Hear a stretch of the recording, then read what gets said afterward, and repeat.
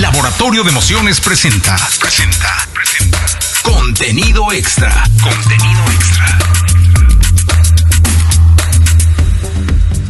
Bienvenidos a un podcast más de Contenido Extra. Me llamo Jesse Cervantes y para quien no ha tenido la oportunidad de escuchar el resto de los episodios, de los capítulos, les quiero contar que este ejercicio de comunicación lo estamos haciendo para que conozcan los diversos sectores que tiene la música, que sepan que no solo el que canta y se baña de luz en un escenario y recibe coro y se emociona y festeja terminando, es el protagonista de la música. Hay mucha gente detrás, es una industria grandísima y justo hoy me da mucho gusto tener a Guillermo González, es presidente de Amprofon, y saludo con cariño. ¿Cómo estás, Guillermo? Muy bien, Jessy, muchas gracias. A mí me gustaría empezar porque le platicaras a la gente que nos está escuchando, que nos está viendo, ¿qué es Amprofon? Okay. Amprofon es una asociación de productores de música, entiéndase específicamente las compañías discográficas, quienes contribuyen a la realización de la parte grabada de la música. Es una asociación que tiene más de 60 años de existir. Ya ha atravesado todas las diferentes mutaciones que esta industria ha sufrido. En un principio, el resguardar o grabar la música en formatos primordialmente físicos, y hoy en día ya la conversión de muchos de estos formatos a digitales y el consumo a través de plataformas digitales. Básicamente somos una asociación que compila la información del mercado para la toma de decisiones de las compañías discográficas que están asociados a nosotros. Es la parte probablemente más numérica o más matemática del negocio. Como tú bien lo mencionas, es un andamiaje que está conformado no solo por los artistas y por quienes contribuyen a la elaboración de eventos, sino que habemos muchas diferentes personas y muchas disciplinas detrás de todo lo que implica el poder grabar una canción y que eventualmente alguien la pueda escuchar, ¿no? Oye, ¿cómo influye Amprofon en la carrera de un artista? Digamos que yo soy artista, estoy firmado con Sony o con Universal o con Warner. ¿Qué tiene que ver conmigo Amprofon? Mira, es una serie de cosas las que hacemos a favor del sello y del artista. Lo primordial es el reconocimiento de la trayectoria del artista a través de las certificaciones. Amprofon es quien evalúa y quien otorga estas certificaciones, lo que hemos conocido históricamente como discos de oro, platino, diamante. Eso es primordialmente lo que Amprofon refrenda dentro del desempeño de la carrera de cualquier artista. Oye, mencionabas 60 años. Cuando dijiste 60 años dije, wow, tengo que comentárselo a Guillermo. Ante 60 años es que han sido testigos de la transformación de la música, del consumo de música. Es decir, podemos hablar desde un vinilo que girara a 33 a 45 revoluciones con 2 caras, el de 33 con 10 canciones, el de 45 con 4, luego el cassette, que venían acompañados de cassette, con verdaderamente obras de arte en las portadas, después el DAT, el CD, la llegada de iTunes, pero la pasada por Napster y todas estas torrents en donde se descargaba la piratería cómo se ha transformado. O sea, han sido testigos de la historia. Totalmente. Sabes que una de las cosas que platicamos es que pocas industrias han tenido eventos tan disruptivos como la industria de la música. Uno escucha la música, no necesariamente entiende todo el proceso, como lo hemos mencionado, que implica la grabación y la reproducción. Y como tú bien lo mencionas, ha habido muchos formatos. Se te pasó el 8-track, que en algún momento también fue bastante popular. Pero sí, en efecto, la música grabada a lo largo de la historia ha sufrido una serie de cambios, y extrañamente muchos de los formatos que pensamos que ya habían desaparecido están asomando la cabeza de nuevo, ¿no? Hace un par de años, con una película, hubo la intención a manera de memorabilia de hacer un tiraje de cassettes, y resulta que fue un exitazo. Se vendieron todos estos cassettes. Veías de repente en plataformas de venta en línea los Walkman, que en algún momento todos utilizamos, a precios exorbitantes, ¿no? Que es increíble que un formato que todos pensamos que ya era un dinosaurio, de una forma u otra ha vuelto. Lo mismo con el vinil. La realidad es que la industria se ha visto transformada por algunos incidentes muy puntuales. Como tú bien mencionaste, Napster probablemente fue la vuelta de tuerca que más le movió el tapete a la industria de la música en muchos sentidos, ¿no? En algunos casos se ha tenido la capacidad de reaccionar, en algunos casos se ha subestimado este tipo de cambios, y siempre muy ligado no solo a la industria de la música, el entretenimiento en sí, a todas estas convergencias tecnológicas que eventualmente ponen a prueba el consumo y el gusto de la gente. Creo que eso lo estamos viendo hoy en día también. Las plataformas digitales de música, las plataformas de streaming, obviamente tienen un papel preponderante, pero estamos empezando a ver la utilización de TikTok, por ejemplo, de Twitch, de otro tipo de plataformas que la realidad ya no podemos hablar de solo 3 grandes jugadores, ¿no? Cada vez hay más jugadores, y eso es hablando del caso de México. Si lo vemos a nivel global, obviamente lo que en este lado del mundo tiene un impacto no necesariamente es la norma en otra parte, ¿no? Oye, ¿a dónde ve el presidente Amprofon que vaya la música? Mira, creo que hay muchas cosas que nos hemos replanteado a partir de lo que está ocurriendo. Y una vez más, o sea, la música es una experiencia. Yo creo que yo nunca lo he visto como un producto, y difícilmente lo vemos solo como un producto quienes formamos parte de esta industria, ¿no? Lo vemos como una vivencia, como una experiencia. Y hay muchos cambios que en un periodo muy corto, en los últimos 3 meses, nos han generado una serie de cuestionamientos. Para empezar, ¿qué va a ocurrir con los eventos en vivo? ¿Cuándo vamos a tener la oportunidad de volver a ir a un festival, a un concierto?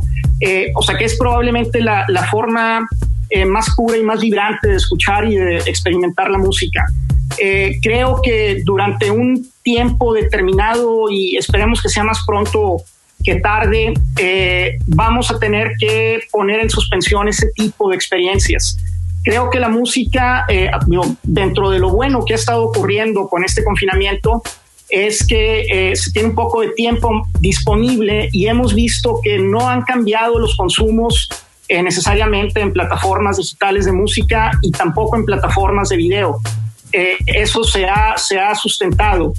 Ha habido otras afectaciones. Conciertos es uno de ellos, definitivamente.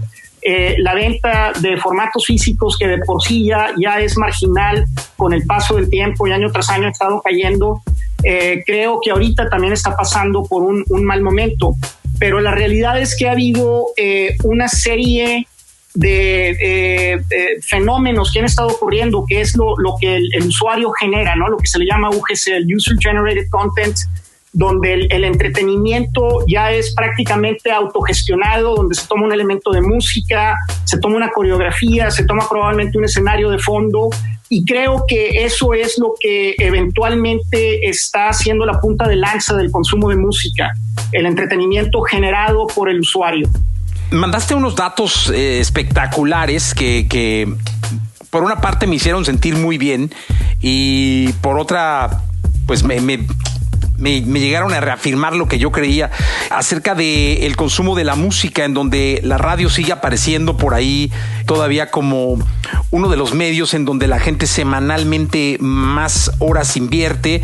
Del 2018 a 2019 andaba por ahí bajó de las 5 punto y tantos a los 4 punto y tantos. La radio sigue siendo, a pesar de la llegada y del protagonismo que han tomado estas plataformas que les llaman ustedes suscripciones de paga, sigue siendo protagonista todavía. ¿Qué futuro le ves a la radio en la música? Yo creo que la radio, Jessy, es muy difícil que pensemos en un mundo sin ella, por muchas razones. La radio, si bien es entretenimiento, también muchas veces es el primer frente de información. Creo que en eventos cataclísmicos o en desastres es la primera reacción que tiene cualquier persona, encender la radio. Incluso antes, en muchos casos, que buscar algún medio digital que nos pueda informar qué es lo que está ocurriendo. La radio, en el caso de México, creo que está muy embebida en la cultura del mexicano, y es parte de nuestros hábitos. O sea, muy probablemente en el transporte, de la casa al trabajo, del trabajo a la casa, a la escuela, etcétera, el radio sigue siendo uno de los medios más demandados. El tema de la música está dentro de la radio, pero también el tema de programas de entretenimiento, de programas de noticias, de programas de estilos de vida. O sea, creo que es una fuente de información riquísima, que es muy difícil pensar que tenga una mutación que lo lleve a desaparecer. Por lo menos para el caso de México sigue siendo preponderante el consumo de radio, y eso se refrenda también en los estudios como los que les compartimos, donde el mexicano es, dentro de los países del mundo, el consumidor que probablemente más tiempo dedique a entretenimiento auditivo, llámese radio, llámese streaming y llámese también video streams. Este componente visual que es parte de lo que mencionábamos, de cómo va a mutar eventualmente la música. El caso de la radio en México sigue siendo un tema de éxito, porque también es una fuente de contenido donde probablemente en la Ciudad de México sea muy variado, pero hay lugares del país donde contenido muy regional, probablemente la única fuente de acceder a él es por medio de la radio. En zonas rurales, en zonas de difícil acceso, en comunidades que probablemente están en serranías, la radio sigue siendo la principal fuente, una vez más, no solo de entretenimiento, sino de información, y es un servicio público que dudo mucho que deje de tener una demanda, considerando las características de nuestro país y del consumidor, ¿no? Guillermo, ¿dónde escucha más música el mexicano? O sea, ¿en qué plataforma, en qué red, en qué medio? ¿Cómo se llama el lugar en donde más música se escucha hoy en día en nuestro país? YouTube, específicamente. Es la plataforma de YouTube donde más música se escucha, y este es un comportamiento global, no es una situación exclusivamente de México. Cuando hablamos de plataformas digitales, tendemos a pensar exclusivamente en esas plataformas que reproducen la canción y la escuchamos a través de audífonos o a través de un reproductor, pero el consumo a nivel global se encuentra mayoritariamente en esta plataforma de videos. Cuéntame una cosa, anteriormente el negocio era vender discos y vender boletos, es decir, tú vendías discos, vendías boletos, vendías discos, vendías boletos, sacabas un sencillo, lo exponías en los medios convencionales, que eran los que estaban, le daban su rotación, 2 o 3, un álbum, y luego salías una gira, ¿no? Hoy sacas una canción, porque yo creo que estamos en un universo de canciones hoy, más que de álbumes. Sacas una canción, vas contando los views, vas contando el número de tocadas que tiene en tal plataforma, en tal otra, vas sumando, no, pues que las tocadas ¿dónde llega o dónde es donde se capitaliza hoy el día el artista más? Mira, creo que hay diferentes canales, definitivamente. El tema de sacar singles o canciones unitarias es también una manera de jugar un poquito con el factor de riesgo de una nueva producción o de un artista en desarrollo. Es una manera de ir midiendo el desempeño, y normalmente esos artistas que tienden a editar canciones de una en una, llega un momento en que la decisión es adecuada para ellos para poder sacar un disco, ¿no? Y hay músicos que definitivamente ya están formados o no piensan en términos de canciones, piensan en términos de discos, definitivamente. Plataformas digitales, streaming es por mucho la forma de mayor consumo de música en México y a nivel global. Entonces, todas las plataformas digitales siguen siendo la manera de poder generar el mayor ingreso para el artista, para el productor, para el compositor, para el intérprete. Pero una vez más, como lo mencionamos, hay nuevas cosas que se están gestando. Video definitivamente es un elemento que tiene que estar presente en la vida de todo artista, aunque sea un lyric video, no tiene que ser un video oficial en un principio. Y creo que esta nueva tendencia de contenido generado por el usuario es una manera también de incrementar el consumo y de monetizar las creaciones de cada uno de los creadores y de toda la cadena de valor de la industria de la música. Me pasan una nota de producción, dice: México fue el país que en 2019 escuchó más horas de música semanalmente en comparación con el resto de los 20 países contemplados en el estudio Escuchando Música 2019 de IFPI. Somos muy musicales acá, ¿no? Somos melómanos 100%, por supuesto. El promedio semanal está en 25.6 horas para el mexicano, cuando la media global está ligeramente encima de las 18 horas. Entonces tenemos una marcada diferencia y una marcada ventaja como cultura en el consumo de la música. Y eso también habla, Jesse, en cierta medida de la importancia que significa en la vida del mexicano la música, ¿no? México, yo siempre he dicho, es un país de colores, de olores, de sabores y de sonidos, definitivamente.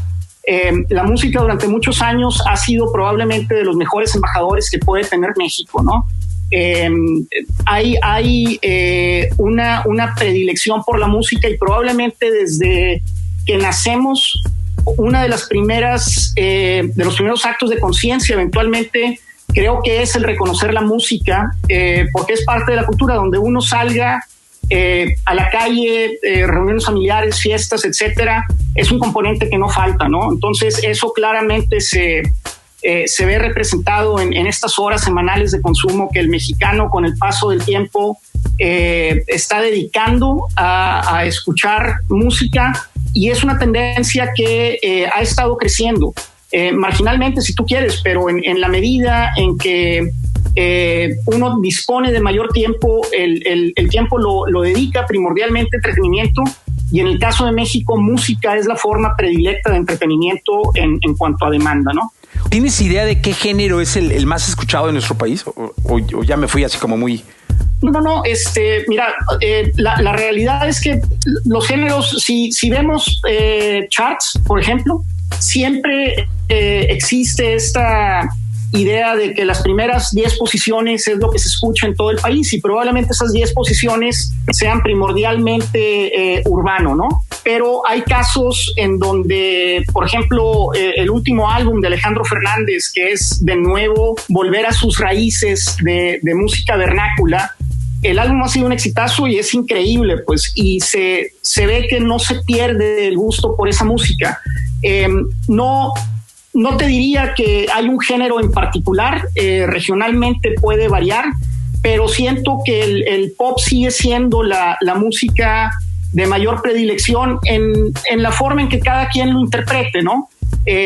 No es un tema que esté muy inclinado hacia un género en particular, sino que la música en español prioritariamente está siendo producida en ese género, y creo que es lo que normalmente más se demanda y más se escucha, o más acceso a él se tiene, ¿no? En enero empezamos a darnos cuenta, en diciembre, enero, que pues que un virus, que en China, que no sé qué, y luego pues en enero ya, parece que ya hay más países. En febrero, no, pues ya está que España, que Italia, en marzo hay que parar, o sea, ya a casa, los que pudimos estar en casa, la obligación hubiera sido de todos. Muchos no han podido, no han querido, pero bueno, en México paró, y la industria de la música también, a pesar de que siguieron las salidas digitales y las salidas en video, y ha habido una cantidad inusitada de conciertos digitales y de cosas en donde el artista se expone a través de sus redes. Sí creo que puede ser una de las industrias más afectadas por esto que pasó con el COVID. Y ustedes traen una iniciativa muy interesante, Guillermo, que me gustaría que platicáramos, porque creo que hoy pues México necesita esto. Se llama La Música Nos Necesita. #La Música Nos Necesita. Cuéntanos. Claro, y volviendo un poquito al comentario que hiciste, o sea, en efecto, creo que la industria de la música es probablemente, junto con todas las industrias de entretenimiento, la primera que oficialmente paró, prácticamente por un mandato, ya sea municipal, estatal o nacional. Se determinó que no podía haber congregaciones públicas, y eso automáticamente mató a la ejecución de música en vivo, los conciertos. Y lo que estamos visualizando, Jesse, es que muy probablemente vaya a ser el último sector de la economía que vuelva a incorporarse a lo que vaya a ser, seguimos hablando de nueva normalidad. Yo creo que va a ser la perpetua anormalidad en la que vamos a estar viviendo. No sabemos eventualmente cuándo podamos volver disfrutar de un concierto, de un festival. Como podrás entender, el que de la noche a la mañana suspendan tu primordial fuente de ingreso, que esté ligada a una industria tan específica como la música, seas músico, seas cantante, seas intérprete, seas ingeniero de sonido, cualquiera de las actividades que impliquen la realización de un evento en vivo, te pone automáticamente en una situación de vulnerabilidad y en una situación de estrés permanente, porque no sabemos cuándo va eventualmente a realizarse el próximo evento que nos pueda permitir tener un ingreso. Con esto en mente, un grupo de amigos creamos esta iniciativa que se llama Música México COVID-19 y que la hemos tratado de difundir con este hashtag La Música Nos Necesita. Y lo que hicimos en un principio, Jesse, fue esto ocurrió el mismo fin de semana del Vive Latino. Casualmente estábamos congregados, este grupo de amigos, y platicando diferentes temas de industria, de eventos que venían, una feria de música que realiza la Universidad de Guadalajara y es un referente para todos nosotros con respecto a las tendencias que se están presentando. De repente vimos que estaba en suspensión o estaba muy cuestionable el hecho de que se fuera a realizar. Y fuimos viendo en ese fin de semana en tiempo real, para empezar, cómo algunas bandas empezaron a cancelar su participación en el festival. Y para el domingo, donde terminó esa semana, ya era oficial que no podía haber ningún evento hasta nuevo aviso. Con eso en mente dijimos, bueno, creemos para empezar un espacio donde todos podamos intercambiar información y tratemos de ayudarnos los unos a los otros. Empezamos a pensar en qué tipo de acciones pueden ayudar a un músico en este momento que no tiene la oportunidad de hacer un concierto en vivo. Y lo primero que se nos ocurrió es, bueno, incentivemos el consumo de música nacional. Tratemos de hacer una campaña donde si eventualmente todos nos vamos a encerrar y tenemos la oportunidad de escuchar música, hagamos un esfuerzo por escuchar la música de los artistas mexicanos que más nos gusta, y eso que eventualmente se convierta en una generación de ingreso para ellos. Posteriormente decidimos lanzar una encuesta para tratar de entender de qué forma se veía afectada la industria. Había algunos que probablemente, si bien su principal fuente de ingreso seguía siendo los eventos en vivo, quizá tenía una segunda fuente de ingreso, probablemente tenían ahorros, probablemente tenían coautoría en algún tipo de canción y tenían alguna forma de obtener por concepto de regalías un ingreso. Queríamos mapear un poquito mejor qué es lo que estaba ocurriendo. Y en ese proceso de armar este portal, de lanzar la encuesta, nos dimos cuenta que lo que creíamos que podía durar semanas, eventualmente se iba a convertir en meses, y hoy definitivamente no sabemos si en el resto del año tendremos la oportunidad de ver un concierto en vivo.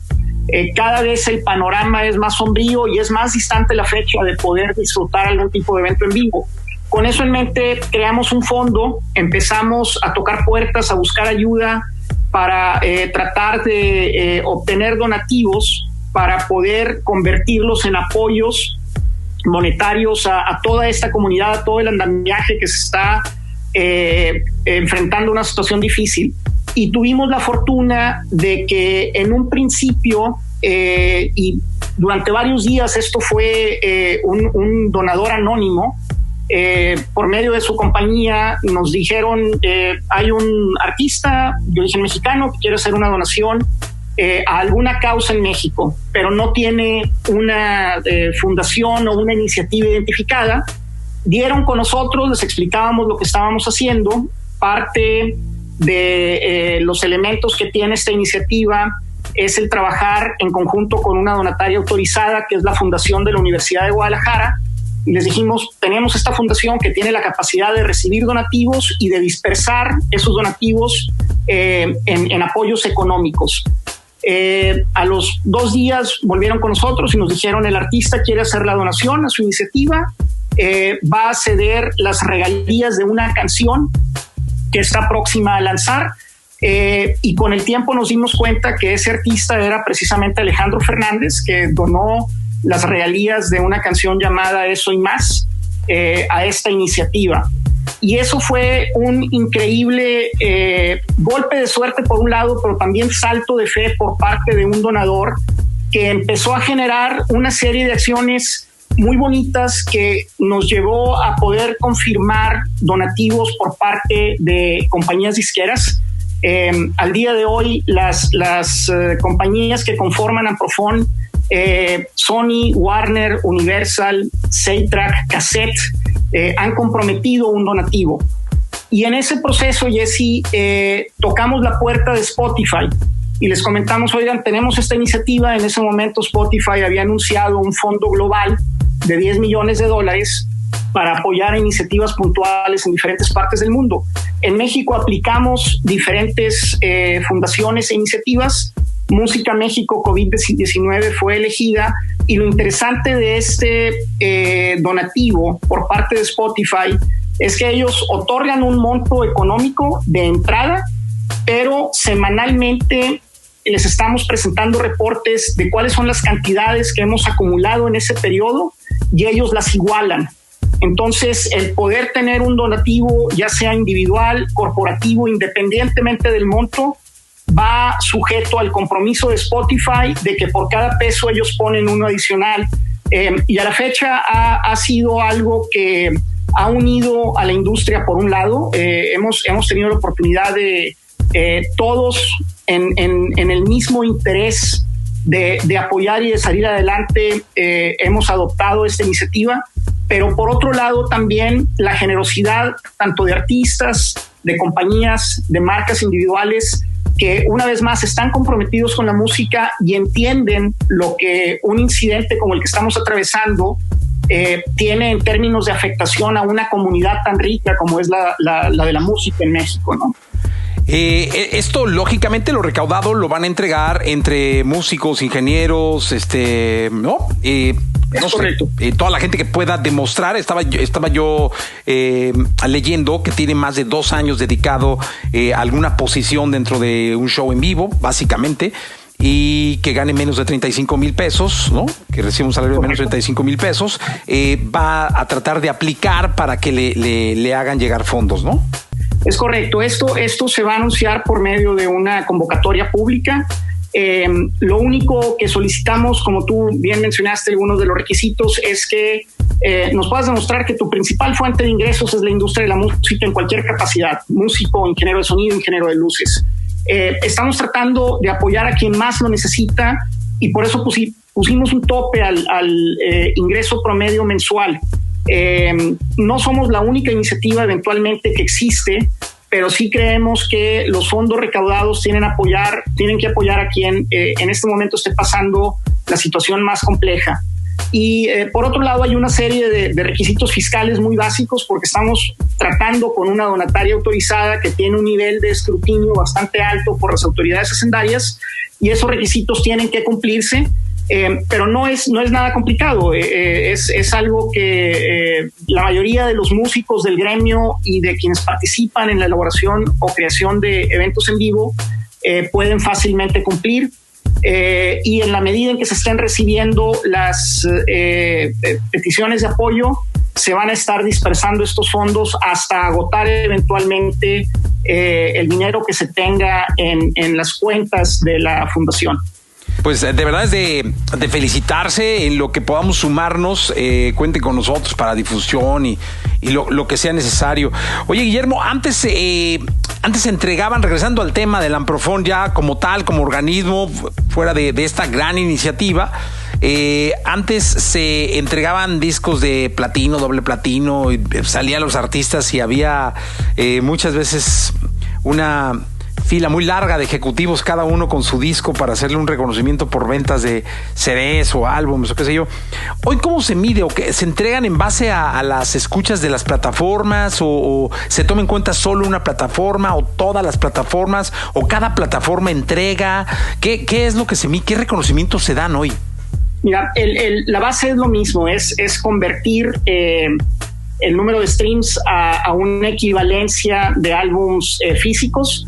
Trabajamos con un factor de conversión que estamos trimestralmente evaluando. Es una fórmula un poquito compleja, pero la finalidad es que sea una relación entre lo que el mundo digital eventualmente significaría en el mundo físico. Las certificaciones siguen otorgándose. Prácticamente todas las compañías, el mismo proceso que históricamente hemos visto de un reconocimiento y una acreditación al desempeño y a la carrera de un artista, sigue siendo un referente con respecto a cómo va creciendo. La única diferencia es que hoy en día hablamos de millones de streams, ya sea por canción o por álbum en plataformas digitales, para poder otorgar esa certificación. Y en efecto, trabajamos con las 5 plataformas digitales que en México representan la mayor participación del mercado. Es Apple Music, Spotify, Deezer, Google Play y Amazon Music. Se hace una extracción de la información, se procesa, tenemos un servicio contratado para hacer esto, y Amprofon dispone de un sistema automatizado donde las ventas por sencillo o por álbum se están contabilizando hasta llegar al punto en que alcanza un nivel determinado de certificación, y en ese momento se le notifica a la compañía o al artista que ya llegó a su nivel de certificación. Se les otorga un certificado. Antes, si bien era, como tú bien lo mencionas, un disco físico enmarcado, hoy el certificado es la constancia de que se ha llegado a ese nivel, y el disco físico enmarcado es básicamente el trofeo o la parte visual de esa certificación. Pero es un proceso muy similar, solamente los números cambian básicamente, ¿no? Oye, yo tuve una relación muy estrecha con Amprofon por don Fernando Hernández. Un gran amigo mío, me tocó toda su época cuando estuvo en Amprofon y pues iba yo y platicábamos, un gran charlador, un tipo, una historia viviente de la música. ¿Tú cómo llegaste a Amprofon, Guillermo? Cuéntanos. Mira, es probablemente la forma más aburrida, Jessy, que puedas imaginarte. Fue a través de un servicio de reclutamiento, y fue a través de una plataforma digital, ¿no?, en la que todos ponemos nuestro currículum. Yo vengo del mundo de tecnologías de la información, y el consejo de Amprofon, tratando de identificar en qué medida la música iba a mutar dentro de toda esta convergencia tecnológica, evaluaron diferentes perfiles y me saqué el boleto ganador, si lo quieres ver de esa manera, ¿no? Pero es una historia muy corporativa. No tengo un antecedente en la industria de la música para nada como lo tuvo don Fernando. Don Fernando, como tú bien lo mencionas, es un referente en la industria, y hay fotografías de él con los mayores artistas que hay en México. Incluso hay una muy peculiar donde están probablemente los 4 artistas de mayor renombre en México, y está don Fernando, porque de una manera él contribuyó a la carrera de cada uno de estos artistas. En mi caso, yo creo que fue privilegiar un poquito más la trayectoria en una industria que se asemeja mucho y hoy en día es instrumental en poder difundir la música, pero no tiene un vínculo con el entretenimiento ni con la producción. Pero está increíble, porque ahora vas a poder hacer tu historia y seguro en un par de años nos vas a estar ya platicando anécdotas de lo que va siendo tu trayectoria en Amprofon. Gracias. Y sabes que el tema es, precisamente tratar de identificar hacia dónde puede llevarse la industria de la música, ¿no? Creo que hay muchas áreas que se están abriendo constantemente para poder difundir lo que ya se está creando en México. Esa es la parte que a mí me toca, y también es la parte que me emociona definitivamente, ¿no? Parte de lo que me encanta de esta serie que has hecho es que te va contando por partes, como un rompecabezas, lo bonito y probablemente lo poco visible que es la industria de la música, ¿no?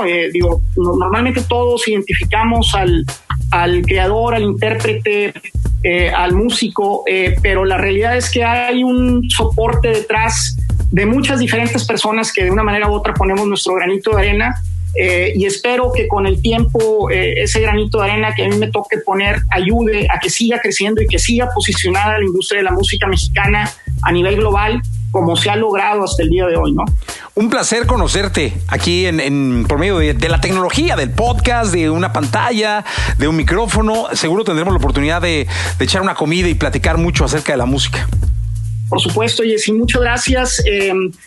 Amprofon, dentro de la relación que tú has tenido con ella, y probablemente en este momento no lo identifiques, pero creo que vale la pena decirlo también, pusimos una vez más nuestro granito de arena a la creación del Museo de la Radio, que creo que es un increíble proyecto. Para quien no lo conozca, desafortunadamente ahorita no es el mejor momento para ir a visitar el Museo de la Radio, pero este tipo de acciones, el crear estos espacios públicos que difundan todo lo que es la industria, los diferentes componentes de la industria, es algo en lo que Amprofon siempre va a participar, y tienen completamente el apoyo de todos quienes lo conformamos para poder continuar contando esta historia tan bonita que es la música en México, ¿no?